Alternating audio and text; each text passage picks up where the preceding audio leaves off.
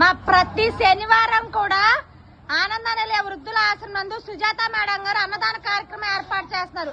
శనివారమే కాదమ్మా, అలాగే అమావాస్య రోజు కూడా ఏదైనా అకేషన్ ఉన్న ఫంక్షన్ రోజైనా కూడా మేడం గారు అన్నదాన కార్యక్రమం ఏర్పాటు చేస్తున్నారు.